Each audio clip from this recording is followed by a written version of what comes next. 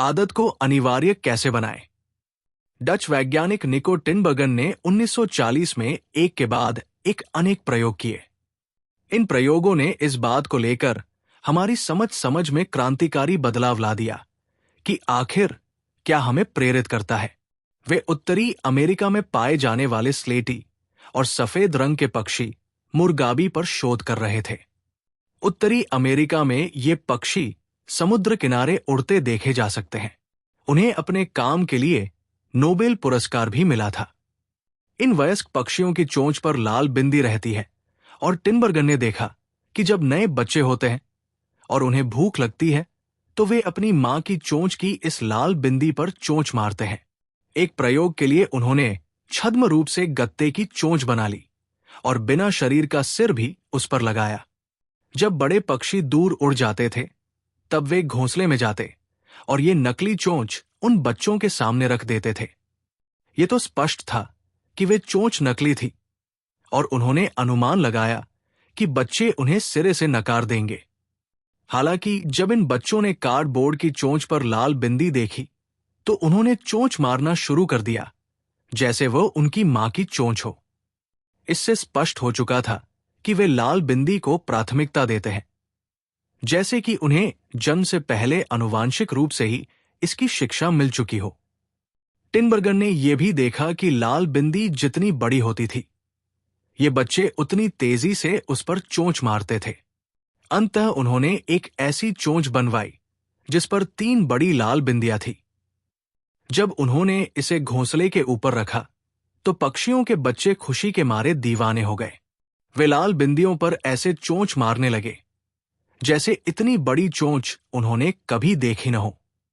वैज्ञानिक और उनके सहयोगियों ने पाया कि यही व्यवहार अन्य जानवरों में भी होता है। उदाहरण के लिए जमीन में बने घोंसले में रहने वाला पक्षी है ग्रे लेग गूज, बतख। जब मां इस घोंसले के आसपास घूमती है तब कभी कभी उसका एक अंडा घोंसले से लुढ़क कर बाहर घास पर आ जाता है। जब भी ऐसा होता है मां डगमगाते हुए उस अंडे के पास आ जाती है और उसे अपनी चोंच की मदद से धकेल कर घोंसले में रख देती है। टिनबर्गन ने पाया कि जब भी कोई गोलाकार आकृति की चीज उसके पास आएगी तो वो चोंच से धकेल कर उसे घोंसले में डाल देगी, भले ही वो बिलियर्ड की बॉल हो या बल्ब। जितना बड़ा गोलाकार सामान होगा उस बतख का रिस्पॉन्स भी वैसा ही होगा। एक बतख ने तो वॉलीबॉल पर बैठकर उसे भी नियंत्रण में लेकर घोंसले में डालने का प्रयास कर लिया। जिस तरह से उस पक्षी के बच्चे लाल बिंदी पर चोंच मार रहे थे, उसी प्रकार से ये बतख हर गोलाकार चीज को घोंसले में ले जाने की कोशिश कर रही थी। वो एक स्वाभाविक नियम का पालन कर रही थी। जब भी गोलाकार वस्तु देखूंगी उसे घोंसले में डाल दूंगी। जितना भी बड़ा गोला हो उसके लिए मैं भरसक प्रयास करूंगी। ये इस तरह है जैसे हर जानवर का दिमाग व्यवहार के लिए पहले से कुछ नियमों से भरा रहता है और जब अतिशयोक्ति हो जाती है तो ये नियम एकदम क्रिसमस ट्री की तरह उभर उठता है। वैज्ञानिक इन अतिशयोक्ति वाले संकेतों को अलौकिक उद्दीपन कहते हैं। अलौकिक उद्दीपन यथार्थ का चरम रूप रहता है। जिस तरह से लाल बिंदी वाली चोंच या फिर वॉलीबॉल के आकार का अंडा ये सामान्य से अधिक जोरदार रिस्पॉन्स देता है। मानव भी यथार्थ के चरम स्वरूप को छू लेने के प्रति उन्मुख होते हैं। उदाहरण के लिए जंक फूड हमारे पुरस्कार तंत्र को सनक की ओर ले जाता है। हजारों वर्ष जंगल में खाने की तलाश में भटके मानव के मस्तिष्क में नमक, शक्कर और फैट के लिए सबसे ज्यादा स्थान है। भले ही ये खाना कैलोरी से भरपूर होता है और जब हमारे पूर्वज जंगल में भटकते थे तब ये न के बराबर था। जब आपको पता नहीं होता है कि अगला भोजन कब मिलने वाला है तो आप जितना हो सके उतना खा लेते हैं। जीवन बनाए रखने के लिए ये अच्छी रणनीति मानी जाती है। आज हालांकि हम कैलोरी से भरे वातावरण में रह रहे हैं, खाना प्रचुर मात्रा में है, लेकिन हमारा दिमाग लगातार उसे प्राप्त करने के लिए मचलता रहता है, मानो उसकी कमी हो। ज्यादा नमक, शक्कर और फैट का हमारे शरीर को कोई लाभ नहीं है, लेकिन उसकी ललक हमें वो करने पर विवश करती है, क्योंकि दिमाग के रिवॉर्ड सेंटर पिछले 50,000 वर्षों में बदले नहीं हैं। आधुनिक खाद्य उद्योग विकास से परे उद्देश्य के लिए हमारी पाषाणकालीन प्रवृत्ति को खींचने पर चल रहा है। फूड साइंस का प्राथमिक लक्ष्य ऐसे उत्पाद बनाना होता है जो उपभोक्ताओं के लिए आकर्षक हो। बैग, बॉक्स या जार में जो भी फूड मिल रहा है उसे एडिशनल फ्लेवर से ज्यादा स्वादिष्ट बनाया गया है। कंपनियां लाखों डॉलर केवल इसलिए खर्च कर रही है ताकि आलू के चिप्स में ऐसा कुरकुरापन मिले या फिर सोडा में इतनी सनसनाहट मिले कि वो लोगों के संतोष की सीमा को स्पर्श कर जाए। सभी विभाग इसमें लगे हैं कि किसी तरह से उत्पाद आपके मुंह में जाकर एक फील ले आए। ऐसी क्वालिटी को ओरो सेंसेशन कहते हैं। उदाहरण के लिए फ्रेंच फ्राइज में इसका अच्छा तालमेल है, बाहर से गोल्डन ब्राउन और क्रंची और अंदर से हल्का और मुलायम। प्रसंस्करण से बने कुछ खाद्य पदार्थ हमारे स्फूर्त विरोधाभास को उभारते हैं। ये ऐसे पदार्थ होते हैं जिनमें सेंसेशन का संयोजन होता है, जैसे क्रंची और क्रीमी का संयोजन। कल्पना कीजिए पिज्जा की कुरकुरी परत के ऊपर पिघला हुआ चीज या ओरियो कुकी का क्रंच जो भीतर बीचों बीच मुलायम होता है। नेचुरल अनप्रोसेस्ड फूड्स के साथ आप इसी तरह की सनसनी अनुभव करना चाहते हैं। ऑर्केल, एक प्रकार की गोभी के 17वें कोर का स्वाद कैसा होगा? कुछ ही मिनटों में आपका दिमाग इसमें रुचि खो देता है और आपको भरपूर लगने लगता है। लेकिन जो फूड इस स्फूर्त विरोधाभास को बहुत अधिक ध्यान में रखकर बनाए गए होते हैं वे आपका अनुभव अनोखा बना रहने देते हैं। इसे आप जितना खाते जाते हैं रुचि बढ़ने लगती है और आपको ज्यादा खाने को प्रोत्साहित करती है। अंततः इस तरह की रणनीतियां खाद्य वैज्ञानिकों को परम सुख की स्थिति का पता लगाने में मदद करती है।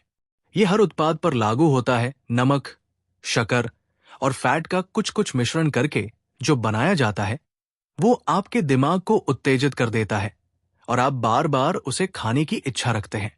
इसके फलस्वरूप आप अधिक खाने लगते हैं क्योंकि वे हाइपरपेलेटेबल, बहुत अधिक अच्छा स्वाद रखने वाले फूड की श्रेणी में आते हैं जो मानव के दिमाग को अधिक आकर्षित करते हैं। स्टीफन गायंट एक न्यूरोसाइंटिस्ट है। वे आहार व्यवहार और मोटापे के विशेषज्ञ हैं। वे कहते हैं, हमारी स्वयं की कमजोरियों का फायदा उठाने में हम बहुत निपुण हो गए हैं। आधुनिक खाद्य उद्योग और उसके नतीजे में अधिक खा लेने की आदत व्यवहार में बदलाव के दूसरे नियम इसे आकर्षक बनाने का उदाहरण है। जितना आकर्षक अवसर होगा उतनी ही जल्दी इसकी आदत बनती जाएगी। अपने आसपास देखिए, हमारे पूर्वज जो दुनिया हमें देकर गए थे उससे बहुत ऊपर और आकर्षक दुनिया हमारा समाज बना चुका है। स्टोर्स में पुतले अतिरंजित तरह से बनाए जाते हैं। उनके कूल्हे स्तन आकर्षक इसलिए बनाए जाते हैं ताकि वस्त्रों को बेचा जा सके। सोशल मीडिया पर लाइक्स और प्रशंसा कुछ ही मिनटों में मिल जाती है, भले ही ऑफिस या घर में हमें नहीं मिलती हो। ऑनलाइन अश्लील सामग्री उत्तेजक दृश्य वाली होती है जिसकी वास्तविक जीवन में प्रतिकृति असंभव रहती है। विज्ञापन बहुत ज्यादा लाइट, प्रोफेशनल मेकअप और फोटोशॉप से एडिट करके बनाए जाते हैं, भले ही वो मॉडल वैसी नहीं दिख रही हो जैसी स्क्रीन पर दिखती है। यही असाधारण प्रोत्साहन या उत्तेजना हमारे आधुनिक विश्व की है। वे उन विशेषताओं को अति पर दिखाते हैं जो प्राकृतिक रूप से हमारे लिए आकर्षक होती है। इसी कारण से हमारी प्रकृति दीवानेपन तक चली जाती है जो शॉपिंग, सोशल मीडिया, अश्लील साइट्स देखने, खाने आदि की अतिरंजित आदतों और कई अन्य की ओर हमें धकेल देती है। यदि इतिहास एक मार्गदर्शक के रूप में कार्य करे तो भविष्य के अवसर आज की तुलना में अधिक आकर्षक होंगे। प्रवृत्ति ऐसी है कि पुरस्कार और ज्यादा केंद्रित होंगे तथा उद्दीपन और ज्यादा मोहक बन जाएंगे। जंक फूड प्राकृतिक खाद्य पदार्थों की तुलना में कैलोरी का अधिक गाढ़ा रूप है। बियर की तुलना में हार्ड शराब एल्कोहल का अधिक केंद्रित रूप है। जंक फूड में प्राकृतिक आहार की बजाय अनेक प्रकार की कैलोरीज को डाला जाता है। बोर्ड गेम्स की बजाय वीडियो गेम्स अधिक केंद्रित करने वाले रहते हैं। प्रकृति से तुलना करते हुए देखें तो सुख की इच्छा से भरे इन अनुभवों को रोक पाना मुश्किल हो जाता है। हमारे पास हमारे पूर्वजों का दिमाग है, लेकिन झुकावों या आकर्षणों का उन्हें कभी सामना नहीं करना पड़ा था। यदि आप उन अवसरों को बढ़ाना चाहते हैं जिसमें एक व्यवहार घटित हो, तो आपको इसे आकर्षक बनाने की आवश्यकता है। दूसरे नियम की चर्चा के दौरान हमारा लक्ष्य ये सीखना है कि हमारी आदतों को कैसे प्रबल बनाया जाए। हर आदत को एक अलौकिक उद्दीपन में बदलना संभव नहीं है, लेकिन हम किसी भी आदत को और अधिक मोहक बना सकते हैं। ऐसा करने के लिए हमें यह समझना चाहिए कि ललक क्या है और ये कैसे काम करती है। इसकी शुरुआत हम जैविक छाप की जांच से करते हैं। हर आदत में डोपामाइन प्रवाह होता है। डोपामाइन से प्रेरित फीडबैक लूप। ललक के सटीक क्षण का वैज्ञानिक उस न्यूरोट्रांसमीटर से मापकर पता कर सकते हैं जिसे डोपामाइन कहते हैं। डोपामाइन का महत्व 1954 में तब समझ में आया जब न्यूरोसाइंटिस्ट जेम्स ओल्ड और पीटर मिलनर ने एक प्रयोग से यह पता लगाया कि ललक और इच्छा के पीछे की न्यूरोलॉजिकल प्रक्रियाएं क्या होती है। चूहों के दिमाग में इलेक्ट्रोड्स लगाए गए। रिसर्च करने वालों ने उनका डोपामाइन प्रवाह रोक दिया। वैज्ञानिक तब चकित रह गए कि ऐसा करने से उनके जीने की इच्छा भी समाप्त हो गई। वे खा नहीं सकते थे, उन्होंने मैथुन नहीं किया, उनको कुछ भी करने की इच्छा नहीं रही। कुछ ही दिन में वे प्यास के कारण चल बसे। इसके बाद के अध्ययन में अन्य वैज्ञानिकों ने उनके दिमाग में डोपामाइन प्रवाहित करने वाला हिस्सा कुछ कम किया, लेकिन इस बार उनके मुंह में शक्कर के ड्रॉप्स डाले गए। इन चूहों के चेहरे सुख से चमक उठे क्योंकि वो स्वादिष्ट वस्तु उन्हें भा गई। भले ही उनका डोपामाइन रोक दिया था, उन्हें शक्कर उतनी ही पसंद आई जितनी पहले आती थी, लेकिन वे और नहीं चाहते थे। सुख का अनुभव डोपामाइन के बिना भी जस का तस ही रहा, लेकिन इच्छा समाप्त हो चुकी थी और इच्छा के बिना गतिविधि थम गई। अन्य शोधकर्ताओं ने डोपामाइन रोकने की प्रक्रिया को उलट दिया। उन्होंने दिमाग के पुरस्कार तंत्र को डोपामाइन से भर दिया, तो जानवरों ने आदतों को खतरनाक गति से पूरा किया। एक अध्ययन में तो चूहों को हर बार एक बॉक्स में रखी किसी चीज से जोरदार डोपामाइन मिला। कुछ ही मिनट में चूहों में इच्छा इतनी तेजी से बढ़ी कि उन्होंने 1 घंटे में उस बॉक्स में 800 बार नाक डालने का प्रयास किया। मानव भी अलग नहीं है। स्लॉट मशीन का प्लेयर पहिए को औसतन हर घंटे 600 बार घुमाता है। आदतें डोपामाइन से प्रेरित फीडबैक लूप है। हर व्यवहार जो आदत को जोरदार बनाता है, जैसे जंक फूड खाना, वीडियो गेम्स खेलना, नशा करना, सोशल मीडिया ब्राउज करना आदि का संबंध डोपामाइन के उच्च स्तर से होता है। हमारी मूल आदतों के व्यवहार के बारे में भी यही कहा जा सकता है, जैसे भोजन करना, पानी पीना, मैथुन करना और सामाजिक रूप से संबंध रखना। वर्षों तक वैज्ञानिक यही मानते रहे थे कि डोपामाइन सुख देने वाला होता है, लेकिन अब हम जान गए हैं कि ये प्रेरित करने, सीखने या याद करने, दंड देने, अरुचि और इच्छित गतिविधि की न्यूरोलॉजिकल प्रक्रिया में अहम भूमिका निभाता है। जब आदतों की बात आती है तो मुख्य तथ्य ये है, डोपामाइन न केवल तब स्रावित होता है जब आप आनंद का अनुभव करते हैं, बल्कि तब भी होता है जब आप इसकी आशा करते हैं। जुआ खेलने के आदी व्यक्तियों में दांव लगाने से पहले डोपामाइन बढ़ता है, न कि जीतने के बाद। कोकीन के नशेड़ी को पाउडर देखने पर डोपामाइन का उछाल मिलता है, न कि इसे लेने के बाद। जब भी आपको लगता है कि किसी अवसर से फायदा होगा, आपका डोपामाइन पहले से ही प्रवाहित होने लगता है। जब भी डोपामाइन बढ़ता है, आपकी प्रेरक शक्ति बढ़ने लगती है। कोई फायदा या पुरस्कार मिलने की आकांक्षा हमें कार्य करने के लिए प्रेरित करती है, न कि फायदा या पुरस्कार की प्राप्ति।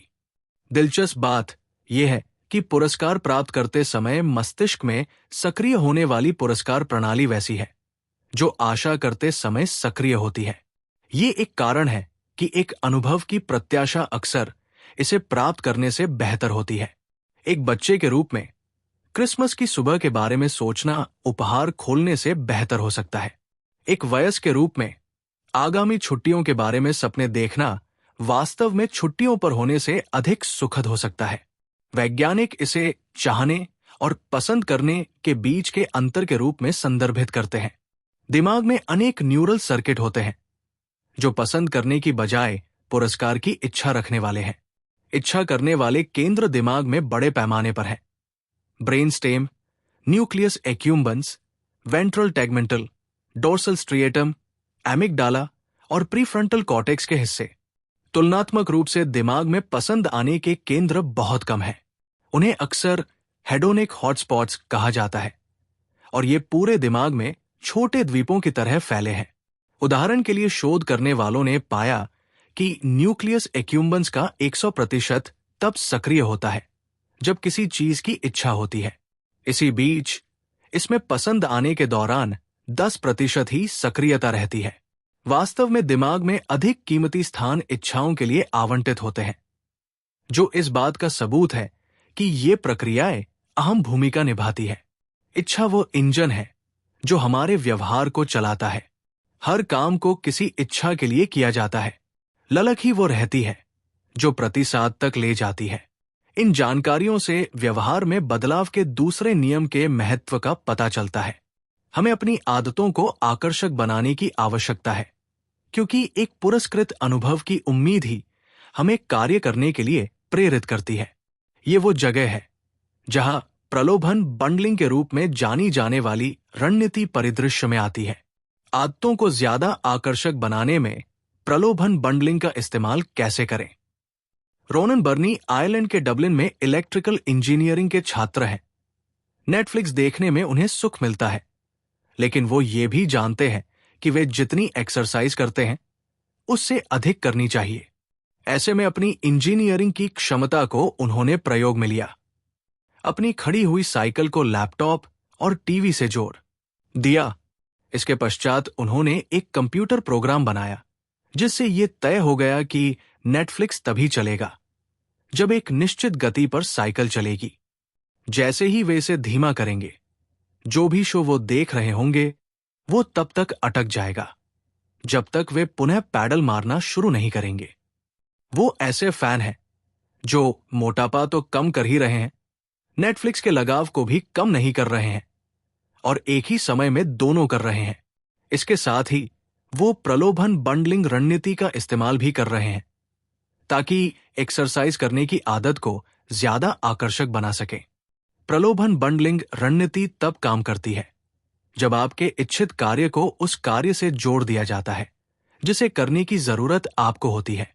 बर्नी के मामले में नेटफ्लिक्स देखने के झुकाव, वो जो करना चाहते थे, को उन्होंने खड़ी हुई बाइक, जिसे करना उनके लिए जरूरी था, को चलाने से जोड़ दिया। कारोबार करने वालों को प्रलोभन बंडलिंग में महारत हासिल होती है। उदाहरण के लिए, जब अमेरिकन ब्रॉडकास्टिंग कंपनी, जिसे आमतौर पर एबीसी के रूप में जाना जाता है, ने 2014 से 2015 सीजन के लिए अपने गुरुवार रात के टेलीविजन लाइनअप को लॉन्च किया, तो उन्होंने बड़े पैमाने पर प्रलोभन बंडलिंग को बढ़ावा दिया। कंपनी हर गुरुवार को पटकथा लेखिका शोंडा राइम्स के तैयार किए 3 शो दिखाती थी। ये थे ग्रेज एनाटॉमी, स्कैंडल और How to Get Away with Murder. इसकी उन्होंने TGIT ऑन ABC के रूप में ब्रांडिंग की। TGIT का अर्थ बैंक गॉड इट्स थर्सडे था। इसके अतिरिक्त शो को लोकप्रिय करने के लिए ABC ने दर्शकों को पॉपकॉर्न बनाने, रेड वाइन पीने के लिए प्रोत्साहित तक किया ताकि वे शाम को उसका मजा लें। ABC के शेड्यूलिंग प्रमुख एंड्रयू कुबिट्स ने अभियान के पीछे के विचार का वर्णन किया। हम गुरुवार की रात को दर्शकों को अवसर के रूप में देखते हैं। या तो जोड़े या महिलाएं खुद बैठकर तनाव से दूर होना चाहती हैं और मस्ती करती है, रेड वाइन पीती है और कुछ पॉपकॉर्न का मजा लेते हैं। इस रणनीति की उत्कृष्टता यह है कि ABC को जिन चीजों को दर्शकों से कराने की जरूरत थी, उनके शो देखने की, उन गतिविधियों को वो उन चीजों से जोड़ रहा था जो उनके दर्शक पहले से ही करना चाहते थे: आराम करना, शराब पीना और पॉपकॉर्न खाना। समय के साथ लोगों ने ABC को आराम और मनोरंजन के साथ जोड़कर देखना शुरू कर दिया। अगर आप हर गुरुवार को रात 8 बजे रेड वाइन पीते हैं और पॉपकॉर्न खाते हैं, तो अंततः गुरुवार 8 बजे का अर्थ है विश्राम और मनोरंजन। पुरस्कार संकेत के साथ जुड़ जाता है और टेलीविजन को चालू करने की आदत अधिक आकर्षक हो जाती है।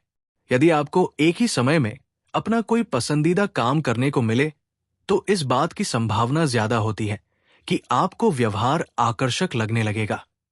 कदाचित आप सेलिब्रिटी की गपशप सुनना चाहते हैं, लेकिन साथ ही आप शरीर को ठीक भी रखना चाहते हैं। इसमें प्रलोभन बंडलिंग की रणनीति को प्रयोग में लेते हुए आप जिम में टेबलॉइड्स पढ़ सकते हैं और रियलिटी शो भी देख सकते हैं। हो सकता है कि आप पेडिक्योर कराना चाहते हो, लेकिन आपको अपने ईमेल इनबॉक्स को भी साफ करने की जरूरत है। हल पेडिक्योर कराते समय लंबित ईमेल कार्य को भी निपटाते चले जाएं। प्रलोभन बंडलिंग एक मनोवैज्ञानिक सिद्धांत को लागू करने का तरीका है, जिसे प्रेमैक के सिद्धांत के रूप में जाना जाता है। प्रोफेसर डेविड प्रेमैक के काम के बाद नामित यह सिद्धांत कहता है कि अधिक संभावित व्यवहार कम संभावित व्यवहार को सुदृढ़ करेगा। दूसरे शब्दों में, भले ही आप वास्तव में बकाया ईमेल कार्य को निपटाना नहीं चाहते हैं, लेकिन आप ऐसा करने के लिए स्वतः तैयार हो जाएंगे यदि इसके साथ आपको कुछ ऐसा करना है जो आप वास्तव में करना चाहते हैं। आदतों को क्रमबद्ध करने की रणनीति को आप प्रलोभन बंडलिंग से जोड़ सकते हैं, जिसका उल्लेख हमने अध्याय 5 में किया है, ताकि आप अपने व्यवहार को निर्दिष्ट करने के लिए नियम बना सकें। आदतों को क्रमबद्ध करने की रणनीति प्रलोभन बंडलिंग का फॉर्मूला है। 1. वर्तमान आदत के पश्चात जो आदत आवश्यक है वो करूंगा। 2. आवश्यक आदत के बाद मैं वो इच्छित आदत को करूंगा। यदि आप टबरे पढ़ने के पक्ष में हैं, लेकिन आभार व्यक्त करना आपके लिए आवश्यक है। 1. सुबह की कॉफी पी लेने के बाद मैं एक बात कहूंगा कि कल जो कुछ भी हुआ आवश्यक, उसके लिए आभारी हूं। 2. मैं किसी के प्रति आभार व्यक्त कर दूं, उसके बाद मैं मबर पढ़ूंगा। इच्छा, यदि आप खेल देखना चाहते हैं, लेकिन आपको सेल्स कॉल भी करनी आवश्यक है। 1. लंच ब्रेक से लौटकर मैं 3 संभावित ग्राहकों को कॉल करूंगा। आवश्यकता। 2. संभावित 3 ग्राहकों को कॉल करने के बाद मैं ESPN देखूंगा। इच्छा, यदि आप फेसबुक देखना चाहते हैं, लेकिन आपको और एक्सरसाइज करनी आवश्यक है। 1. जैसे ही मैं अपना फोन हाथ में लूंगा, मैं 10 बर्शी एक्सरसाइज करूंगा। आवश्यकता। 2. 10 बर्शी करने के बाद ही मैं अपना फेसबुक देखूंगा। इच्छा, उम्मीद यह है कि अंततः आप 3 ग्राहकों को कॉल करने या 10 बर्पी करने के लिए तत्पर होंगे, क्योंकि इसका मतलब है कि आपको नवीनतम खेल समाचार पढ़ने या फेसबुक देखने की इच्छा है। जिस काम को करने की जरूरत है, उसे करने का मतलब है कि आप वो काम करना चाहते हैं जिसकी इच्छा है। हमने इस अध्याय को अलौकिक उद्दीपनों पर चर्चा करके शुरू किया था, जो वास्तविकता के उन्नत संस्करण है। ये कार्रवाई करने की हमारी इच्छा बढ़ाते हैं। प्रलोभन बंडलिंग किसी भी आदत का उन्नत संस्करण बनाने का एक तरीका है, जिसे आप पहले से ही करना चाहते हैं। कोई भी अप्रतिरोध्य यानी अनिवार्य आदत बनाना कठिन काम है, लेकिन ये सरल रणनीति हो सकती है। किसी भी आदत को अधिक आकर्षक बनाने के लिए इसका इस्तेमाल किया जा सकता है, अन्यथा ऐसा नहीं होगा। अध्याय का सार। व्यवहार में बदलाव का दूसरा नियम है इसे आकर्षक बनाएं। जितना आकर्षक अवसर होगा, उतना अधिक इसकी आदत बनती जाएगी। आदतें डोपामाइन से चलने वाली फीडबैक लूप है। जब डोपामाइन बढ़ता है, तो हमारी प्रेरक शक्ति बढ़ती है। ये पुरस्कार की प्रत्याशा है, उसकी पूर्ति नहीं, जो हमें कार्रवाई करने के लिए प्रेरित करती है। जितनी अधिक प्रत्याशा होगी, डोपामाइन का उछाल उतना ही अधिक होगा। प्रलोभन बंडलिंग आदतों को ज्यादा आकर्षक बनाने का एक उपाय है। जो आप करना चाहते हैं, उसे आप अपनी आवश्यकता के साथ जोड़ दें। यही रणनीति है।